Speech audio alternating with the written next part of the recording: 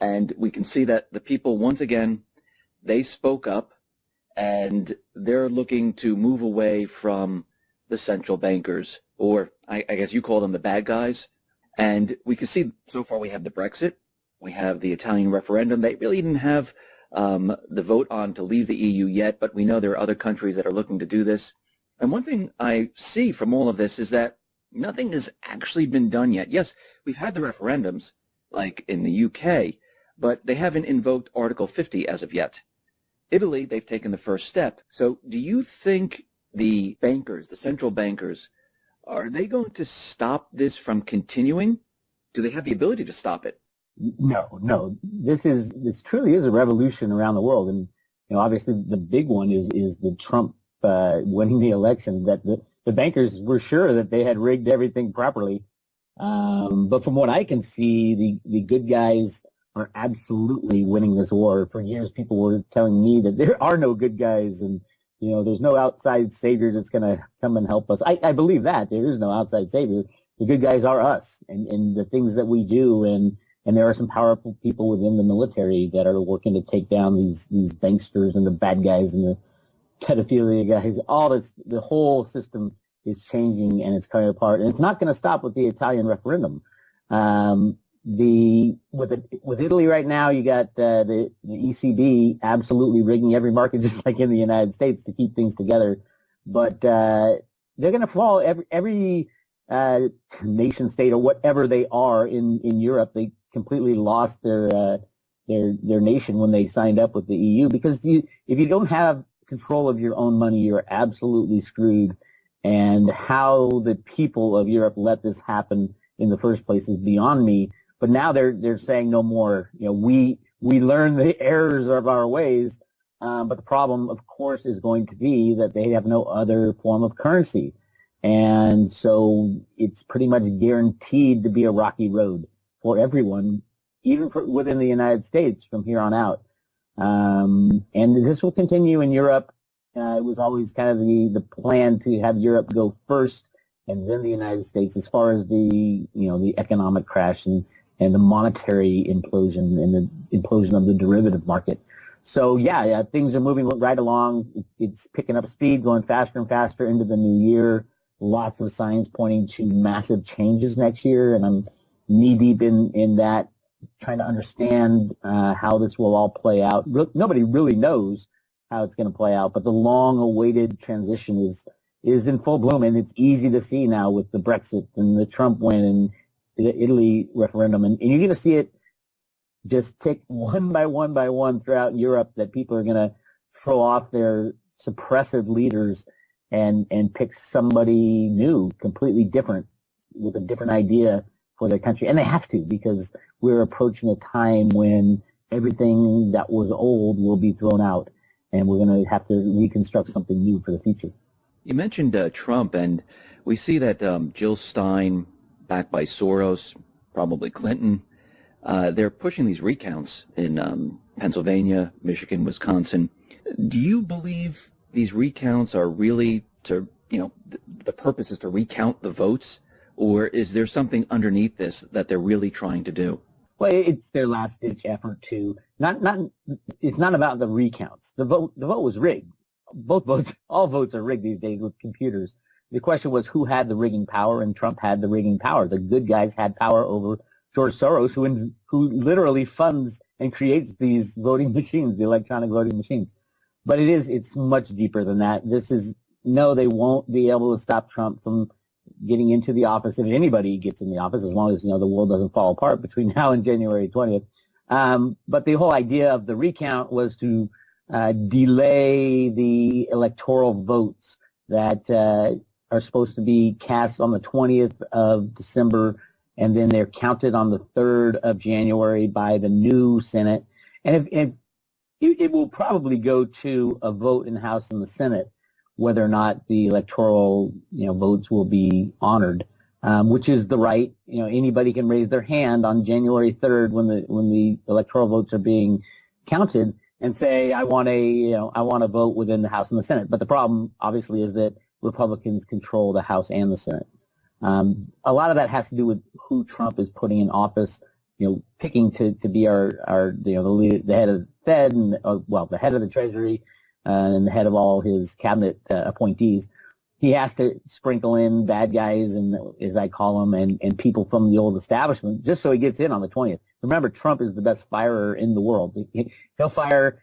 I don't want him to put a really good Treasury secretary in there, and then the market collapse a couple of weeks after he gets in there, and he's going to have to fire that Treasury secretary. I want him to put in the biggest shill market rigging guy known to man, which is this guy Muchin, and then when the system falls apart, I want him to fire him, the Goldman Sachs computer rigger, and then hire someone that he wants, probably this guy Allison is his last name, and he's a sound money guy, and most likely will say, let's go back to a gold standard and get rid of the Fed. So yeah, it's all kind of going as planned.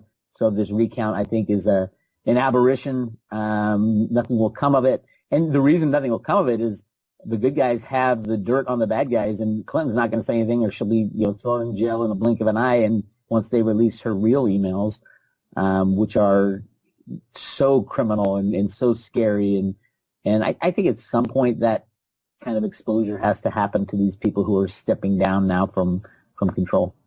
Do you think as we approach the 20th of January, we know there's protests being pushed for that day.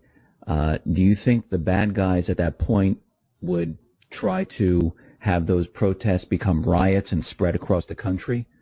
Do you think they'll go that far to try?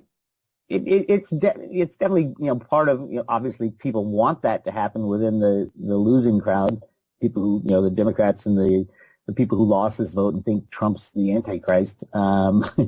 I would say it might have some legs for a little bit, but it doesn't have the emotional power behind it. People want change, and Clinton clearly was not change, and the fact that Trump's in there, Trump has already showed that he's backed off on so many things already. The only way that Trump got elected was to be the ass that he presented himself to be. If you remember in like 2008 and 2008 and 2012 that Ron Paul was running for president. Ron Paul got eaten alive by these people. They were calling him a racist. If you call Ron Paul a racist, who could ever go up against the machine that is the Republican and Democratic Party? And Trump was the guy. I mean, he took out the Democratic Party. He took out the Republican Party. You had to be that kind of an ass to win, to even get in position, and he won it. And now you can see he's starting to back off, saying, okay, let's use good judgment here going forward. Yes, it is good judgment to stop people from coming into your country who are looking to harm you. So there's a lot of good judgment that the far left will not like. But yeah, I don't see the momentum behind, other than Soros and maybe, I don't even think the Clintons. I think the Clintons just want to run away now because they're starting to be exposed. There will be some people, George Soros might fund some of these riots and things, but it won't last long if they do last at all. And I think people will see that Trump is a much more fair, will be more fair than any other president before him, because there's a lot of work to do. We're talking about taking out the bad guys' complete infrastructure of how our lives are run and replacing it with something new. That takes a lot of work, and Trump's the guy to do that, to tear things down and rebuild them. Now there's still bad guys, the elite. I mean, people call them shadow government. They're still in government. They're still there. They're there, but they aren't making the major calls anymore. I do believe that. I was just writing about this, and I have a new report coming out that discusses the surrender, literally the surrender of the bad guys. I think took place right around Election Day down in Antarctica, believe it or not. And you can see, John Kerry was in, our Secretary of State was in Antarctica the very day of the most important election that the United States has ever had. So there's a lot. And then he went right to the Pope, and I even have film of him saying, now you understand what's happening, don't you? And the Pope said, yeah, I get it. So it's really interesting what's going on behind the scenes. What we see in the mainstream media is like 1/100th of what the full story is, and it's clearly what the sheeple are supposed to stay asleep until this whole thing falls apart. But we're waking up, and the alt media is really waking people up to what's real news and fake news, and hopefully people will wake up faster. But I think with with the coming collapse of the old system, people will have to wake up. You mentioned fake news, and we know they're going after the alternative media. I mean, they're calling it fake. I know there's like plugins now, Facebook and Google. They're looking for some type of technology to detect fake news, and it looks like this is their last-ditch effort to control the flow of information. Well, it's censorship. It is absolutely. That's exactly what it is, yes. And it doesn't just go to Google and Yahoo and Facebook, and it goes to Twitter and even YouTube. A lot of the alt news YouTubers are saying their views starting to disappear or go down slowly, and they can't do it all at once. It'll be too obvious. But yeah, if you control the media outlets, you control a lot, and don't think for a minute just because Facebook and Google are kind of new inventions run by young people that they are not rigging the information that you're receiving, because they are. And this is a problem going forward. I do think it will be resolved after the crash, after the destruction of what we once knew as our both our monetary system and our system of governments, and living under a nanny state that takes care of you the whole way through your life is going to absolutely disappear with the crashing of the monetary system. So yeah, it's a really interesting time, and I do think it is a shot for humanity to move forward with truth and honesty. But at the same time, truth and honesty means truth and honesty of our past also, and that's going to be the shocker for most people, because we've been conditioned to live in this bubble of what's right and what's wrong and what's real and what's not, and to find out one day that everything you thought was real really is not, and everything you thought was a conspiracy is really true, is going to be shocking to society. That is true, and you mentioned the crash, and what's very interesting is that we see gold and silver, the bad guys are still suppressing gold and silver, even though Deutsche Bank was fined for gold and silver manipulation. I think it was like $60 billion, which is really nothing. Yeah, they settled out of court. Yeah, they settled. And we also see after the elections that they've brought the unemployment down to 4.6. Obama, finally got his GDP above 3%. I mean, it seems like they're setting the stage to seem like, the economy is fantastic. Obama's going to hand it off to Trump. And look, I just gave him this incredible economy. It's incredible right now. The unemployment's at 4.6, GDP's at 3.2%. The stock market is at all-time highs. Gold and silver very, very low. I mean, is this a complete setup? Well, it gets back to what I just said about what is real and what is fake. I mean, the artificialness of everything that we see, especially reporting out of the government and the markets, completely artificial, completely controlled, rigged, and manipulated, going back to the 1960s, to the invention of computers and the people who invented computers and how that's what RUTA means. Root A is the very basis of our computerized monetary system. And it is a complete, it's a shadow of what it should be. And it's been rigged for so long, these numbers and statistics are nowhere near what reality is. And the people who rig it now, they have no clue where this will all go if their controls are let down or wiped away. No longer can you claim that unemployment's at anything less than 20%. Right now we all know that they take off people who stop looking for work and say, oh no, they've stopped looking for work, so we're not going to count them as unemployed. Well, what are they? If they're not unemployed, just because they've stopped because they can't find any work or they can't find a job they like, or more importantly, the government is paying for them not to work. That type of stuff is all going to go away. So yeah, I'm surprised they're not saying in financial news that we are at the beginning of the biggest, greatest boom in the world, and we've come out of this long-term kind of recession, and this is going to be the greatest thing ever.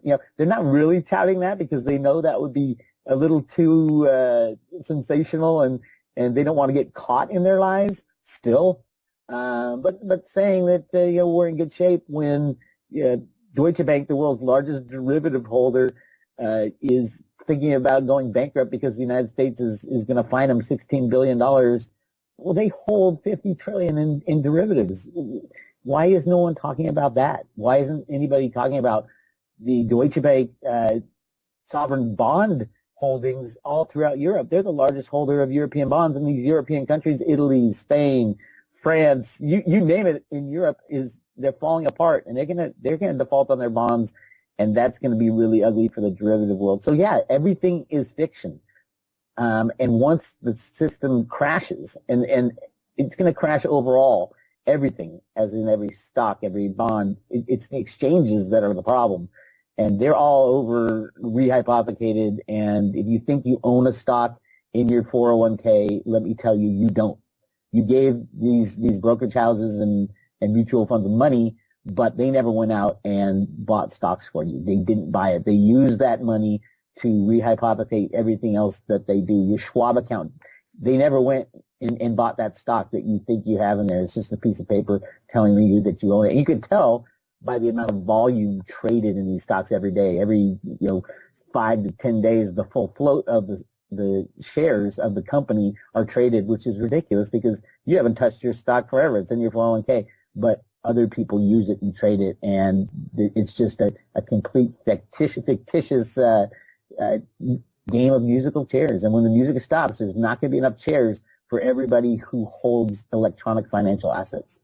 So they already have the crash planned. They already have it. They already know when they're going to do this. No, well, I mean, I think it depends who you're talking about. They are we talking the good guys or the bad guys? They've been holding it off until they get people in charge in the United States who can kind of restart things. So I think we're not going to see a crash within the United States until after Trump gets into the office on the 20th.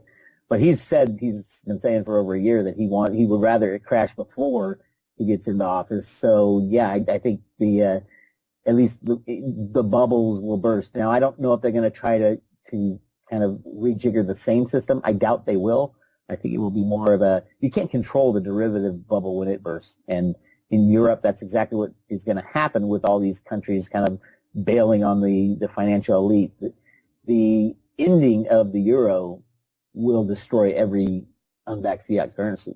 And there's no doubt about that, including the United States. You're talking about something that has never happened in the history of humanity. The ending of a type of currency that is unbacked. It is the second largest currency, I believe, still in the world as far as acceptance. And ending that will be catastrophic, especially because of the derivative bets that are interlaid within this whole financial game. It's interesting. We're definitely at that time. And the analysis I'm doing right now of the Economist magazine cover is saying exactly that. We're at that time of the crash, and whether it happens before January 20th or within the first half of next year is questionable. But remember, the crash isn't going to be caused because the good guys or the bad guys go in and start fiddling with the markets. The crash is going to be caused when support is removed from fiddling with the markets. The markets have been fiddled with and controlled and under computer control since the 1970s. All you have to do is remove that control and everything goes down. So once that control is removed, what happens next? Is this the transition into a completely new system? That's exactly what I've been calling it, is the transition. And the transition has started. It started, well, if you look back, it started a long time ago. But it's the end of the road to Ruta, the end of the manipulation via computer controls of our system, and the replacement of with something new, something more sound. And I believe we will return to some form of gold standard. It's exactly what was foretold in the Road to Ruta documents that came out of the Fed, Boston. But it might take a few failures as far as rejiggering the system. So the IMF might come and say, oh, you countries, you don't know what you're doing. We have these special drawing rights that we're going to use as money going forward. Well, nobody trusts the IMF, so that will fail. And then the United States might say, well, we're going to back our currency with land, or which is, how do you back a currency with land? We have land and it's backed. It's ridiculous. The big problem is that we have relied on faith for so long, and we have accepted the fiat monetary system just purely on faith. It used to be the the faith and credit of the United States. Well, that's gone now. And there was the faith that the taxpayers will pay their taxes. Well, who cares if the taxpayers pay their taxes when you have a debt that is unmanageable and unpayable? The real debt, not the 20 trillion that they talk about, but the future liabilities are just off the charts, hundreds of trillions. So it comes back to what are the people going to accept and what will they believe? There will be attempts to rejigger the old system. I think they will all fail. And ultimately, we'll go back to what we've always gone back to, which is gold and silver as money, physical coins as money, and physical coins in banks. If you want paper notes or electronic, great, but you better have the physical in the bank, foreign exchange 1-to-1 with each dollar. You walk in and you get an ounce of silver. If we go back to a true definition of the dollar, that type of thing has always been what, after fiat currencies crash, it always goes back to gold and silver. I think it will again. But it might take a little time for them to rejigger the system, attempt to rejigger the system, because people are going to be really pissed off, especially the rich, that they saved their whole lives and had faith in this electronic system that we call our fiat monetary system. So what happens to the dollar and the petrodollar and the dollar as the reserve currency? Does that cease to exist? Well, the dollar, those are kind of three different things. You have the dollar, which is defined in the what's the Monetary Act of 18 something, but is defined as 1 ounce, near 1 ounce of silver. It's defined in actually grains of silver. That's the definition of a dollar. And then you have the Federal Reserve note that has taken on the position of the dollar since 1913. And then you have the world reserve currency, is mostly electronic IOUs. And what is an electronic IOU for a U.S. dollar is another U.S. dollar. So it's kind of, you go round and round with this and say, oh my God, how did we believe that the dollar is a concept now? It's not anything tangible. It's a concept. It's a currency that we use, but it is ethereal and it can be created out of thin air and is created out of thin air. So, if it does go away, if we do have a derivative collapse and all fiat money is gone, basically, because of the fractional reserve nature of banking. So when money is gone, how do we restart the system? I think we go back to the constitutional U.S. dollar, which is an ounce of silver, and then we need to figure out the ratio between gold and silver, because gold will be there, and there's a lot of gold hidden within the United States that I think we've been just waiting for that rainy day. And that rainy day is coming. There's something strange going on at the U.S. Mint right now with the Silver Eagle program. They stopped a month early from minting the 2016 coins, and my mole within the U.S. Mint says they're going to be releasing the 2017 coins at the beginning of January instead of the end of January. But on a bigger side, they're not going to be releasing it under allocation, which is usually what they do. They say, okay, the new year, everybody wants those new coins this year, and so they used to allocate them, and now it's going to be no allocation, so they're building inventories, and I think there is a lot of change coming to the United States. You're not even going to recognize the monetary system come the end of 2017. So what happens to everyone's savings? People have the electronic dollar in their accounts. I mean, what happens to that? Is it wiped out? Are they going to get pennies on the dollar for it? What happens when they go through this transition? Well, it depends on the reallocation of money. Anybody putting their savings, quote savings or retirement funds, any other entity that is holding those for you, your Fidelity or Schwab or Bank of America, JP Morgan, whoever it is, you are completely reliant upon the credit of that entity that stands between you and your wealth. So if Deutsche Bank goes down in Europe and JP Morgan has 10 or 20 trillion in derivatives with them, JP Morgan, and you hold your savings account or anything with JP Morgan, that credit is destroyed. So same with Fidelity and Schwab. Remember, they don't buy those stocks for you; they rehypothecate them. So they're fractionally reserved just like everybody else, and it goes away. It will be gone. You made the mistake of putting your money with a credit that it was not sound, was not reliable. And then FDIC insurance, which is supposed to guarantee, I think it's $250,000 or something to that effect. The FDIC has no money to back up their insurance spends. I think it's 1% or 2% of FDIC, or it used to be 1 or 2% of the FDIC insurance is actually held in reserve at the FDIC. And that we saw that go away with Bernie Madoff, and it goes away so fast in the crashing of the banks back in 2008. Here's the deal. They changed the law with the Dodd-Frank Act so that now the FDIC has to guarantee the derivative markets with the banks first and pay those out before any mom and pop gets their savings or checking account insurance, which basically, and that's hundreds of trillions of dollars. So basically it guarantees that there will be no bailout when the banks come begging to Congress, which they will. Just like in 2008, they begged for $700 billion. This time it'll be 20 or 30 trillion, but that there is not enough money available in the world to cover the derivative situation. And that was put in the Dodd-Frank Act for a very specific reason, to ensure that there wouldn't be a bailout this next time.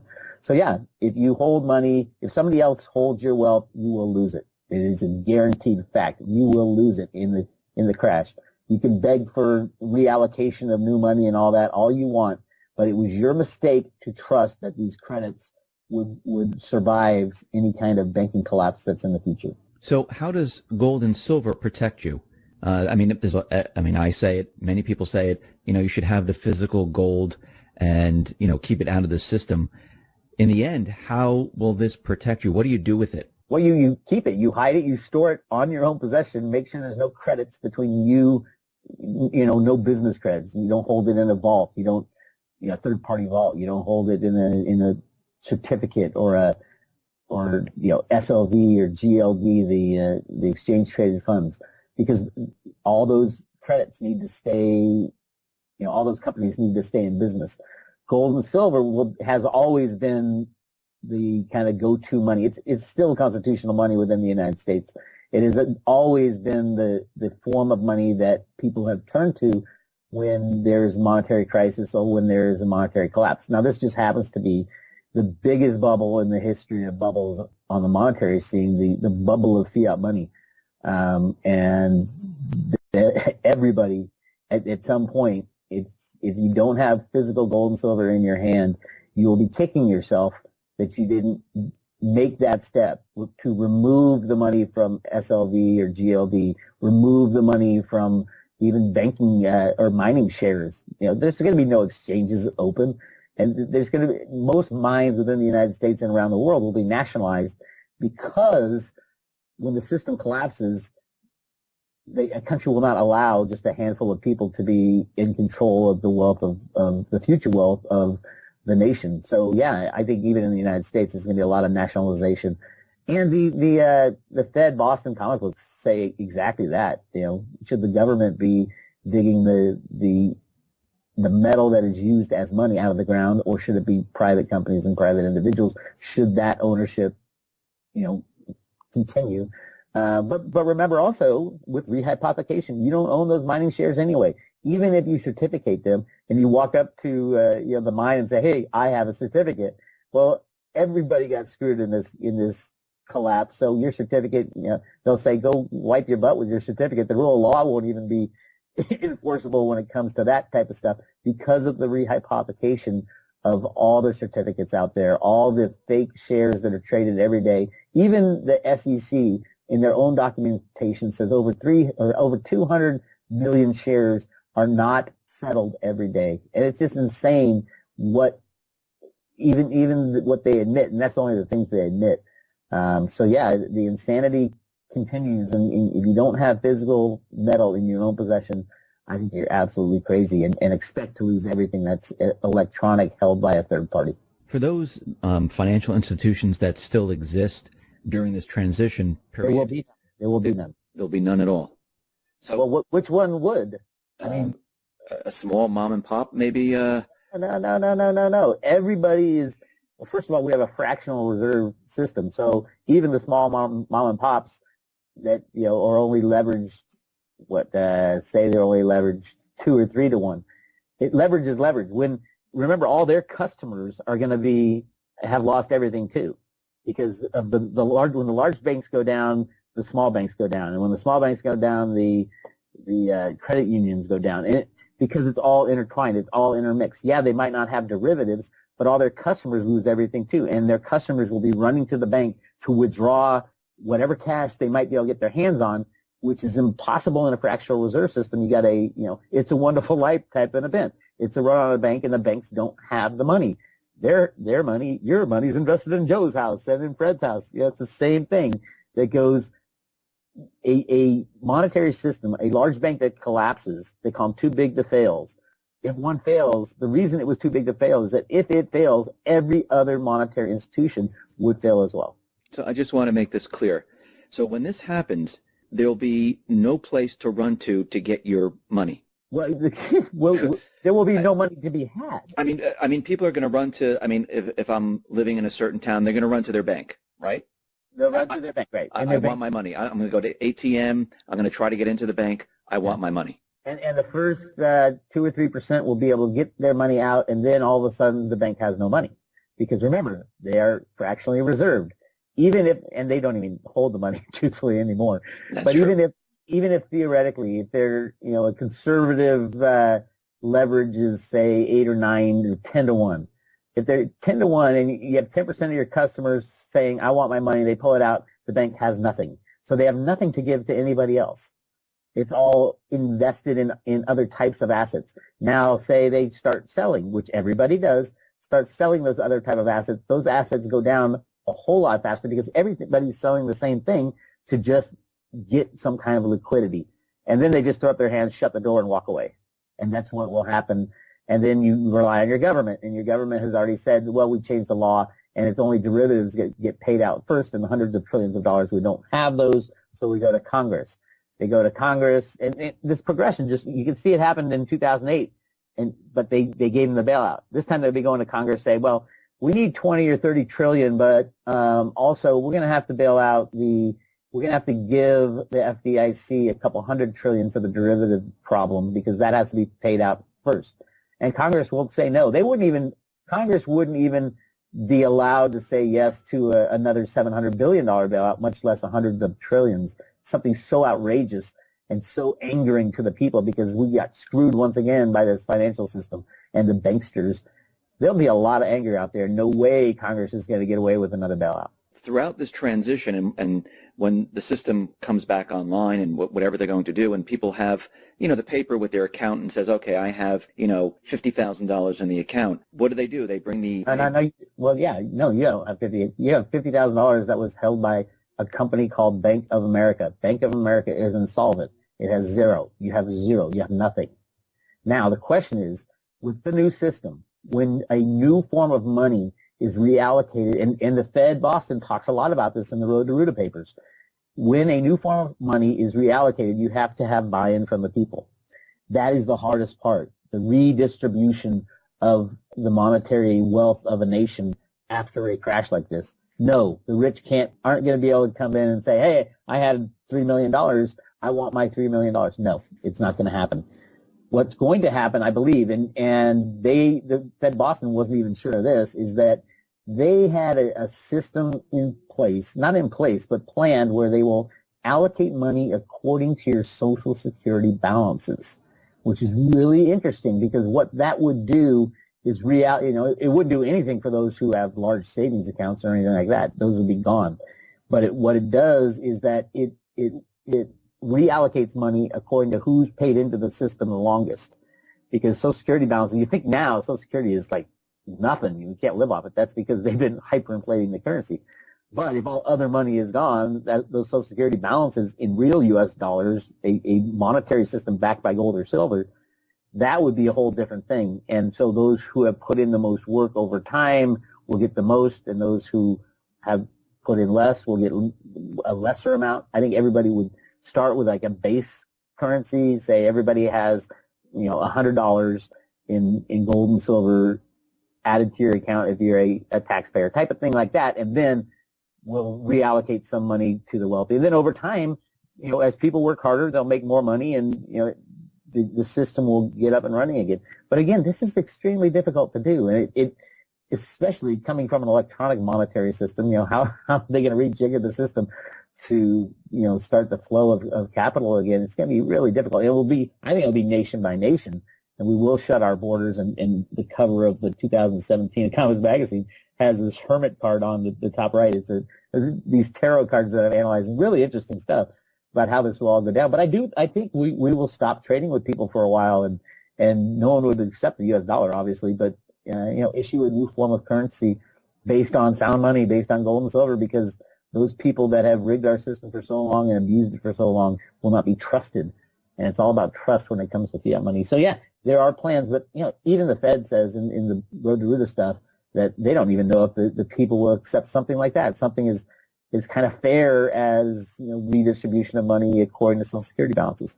So yeah, it's going to be tough, and there's no doubt about it. We have started the process, and between now and the next few months, it'll kick into high gear, and 2017 will be that year of transition.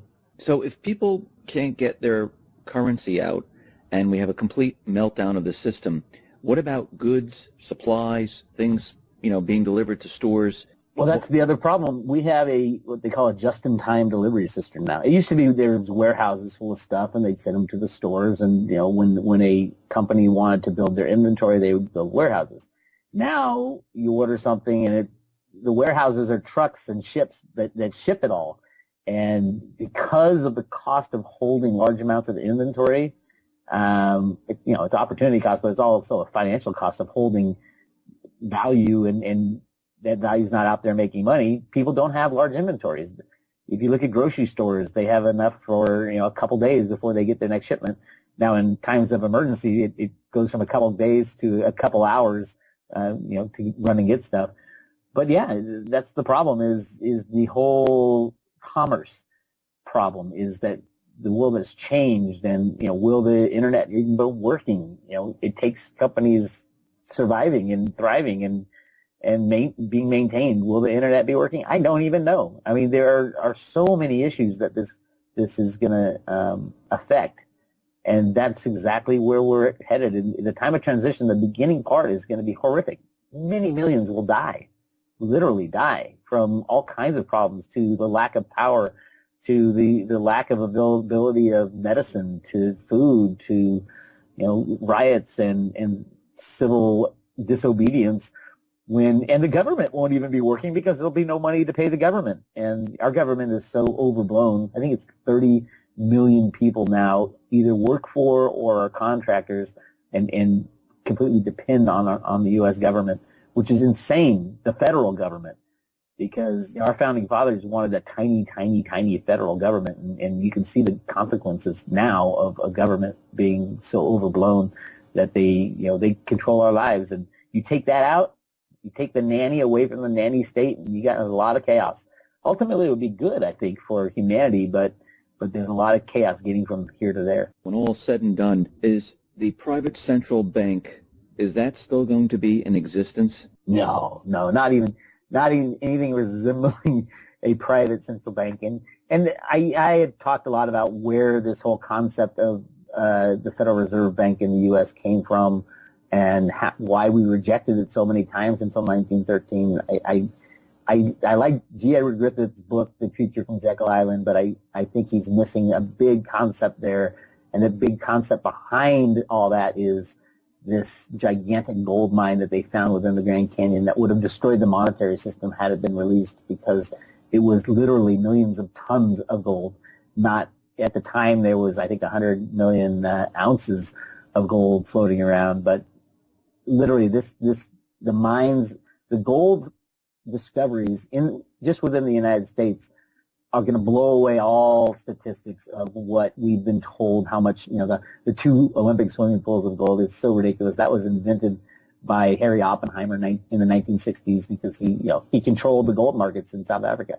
So yeah, the whole world, all the lies are going to be taken away and changed, and I think we will be moving into something new, something different at a time when we desperately, desperately need a little dose of reality to hit us in the face.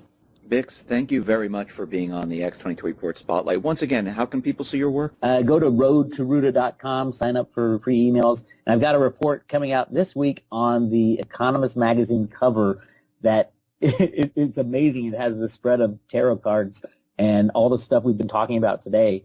It is symbolized in these cards, and I go through a long report on that. So you can check out that report. It's going to be $15, and it should be posted.